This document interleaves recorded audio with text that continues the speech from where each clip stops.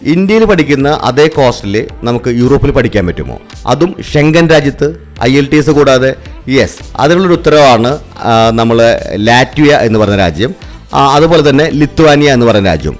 ലാറ്റ്വിയയിൽ നമുക്ക് 3 വർഷത്തെ ബിരുദം ഉണ്ടെന്നുണ്ടെങ്കിൽ നമുക്ക് മാസ്റ്റേഴ്സിന് അഡ്മിഷൻ നേടാവുന്നതാണ്. 60% മാർക്കാണ് നമുക്ക് വേണ്ടി വരുന്നത്. അതേപോലെ തന്നെ ലിത്വാനിയയിലാണെന്നുണ്ടെങ്കിൽ നമുക്ക് 4 വർഷത്തെ ബിരുദം ഉണ്ടെങ്കിൽ മാത്രമേ നമുക്ക് മാസ്റ്റേഴ്സിലേക്ക് പ്രവേശിക്കാൻ പറ്റുള്ളൂ. അതായത് നമുക്ക് BTech പോലത്തെ ബിരുദങ്ങൾ ഉണ്ടെങ്കിൽ മാത്രമേ നമുക്ക് ലാറ്റ്വിയയിൽ കിട്ടുന്ന പോലത്തെ കോഴ്സുകൾ ലിത്വാനിയയിലും കിട്ടത്തുള്ളൂ.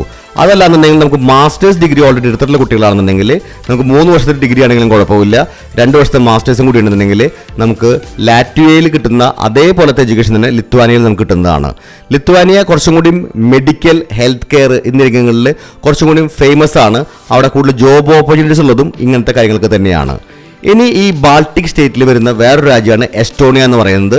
എസ്റ്റോണിയ കുറച്ച് പ്രീമിയം കൺട്രിയാണ്. അവിടെ നിങ്ങൾക്ക് എല്ലാ തരത്തിലുള്ള പ്രൊഫഷനും IT, അതല്ലെങ്കിൽ ഹെൽത്ത് കെയർ, ഡാറ്റ, ഇങ്ങനത്തെ ഫീൽഡുകളിലൊക്കെ ധാരാളം അവസരങ്ങളുള്ള ഒരു രാജ്യമാണ്.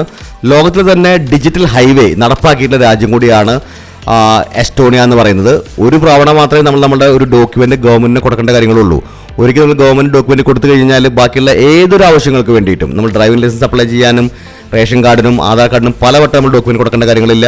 ഈ ഡിജിറ്റൽ ഹൈവേ കോൺസെപ്റ്റ് പ്രാവർത്തികമാക്കിയിട്ടുള്ള എസ്റ്റോണിയ പോലത്തെ രാജ്യങ്ങളിൽ കമ്പ്യൂട്ടർ ഗ്രാജുവേറ്റ്സിന് അല്ലെങ്കിൽ ആർട്ടിഫിഷ്യൽ ഇൻ്റലിജൻസ് അറിയാവുന്ന കുട്ടികൾക്ക് വളരെ വലിയ ജോലി സാധ്യതകളാണ്. ഈ ബാൾട്ടിക് സ്റ്റേറ്റിലെ ഏറ്റവും കൂടുതൽ സാലറി കൊടുക്കുന്നതും എസ്റ്റോണിയയിൽ തന്നെയാണ്. ഈ 3 രാജ്യങ്ങളിലേക്കും അപ്ലൈ ചെയ്യാനുള്ള സമയപരിധി അവസാനിക്കുന്നത് ഒക്ടോബർ മാസത്തിലാണ്. നിങ്ങൾക്ക് ജനുവരി, ഫെബ്രുവരി മാസങ്ങളിലായിട്ട് ഈ രാജ്യങ്ങളിലേക്ക് ഫോൾ ഇൻടേക്കിലേക്ക് നിങ്ങൾക്ക് പ്രവേശിക്കാവുന്നതാണ്. ഇവിടേക്കൊന്നും IELTS നിബന്ധനകൾ ഇല്ല. നിങ്ങൾക്ക് 60% മുകളിൽ മാർക്ക് ഉണ്ടെന്നുണ്ടെങ്കിൽ ഈ രാജ്യങ്ങളിലേക്ക് നിങ്ങൾക്ക് അപ്ലൈ ചെയ്യാവുന്നതാണ്.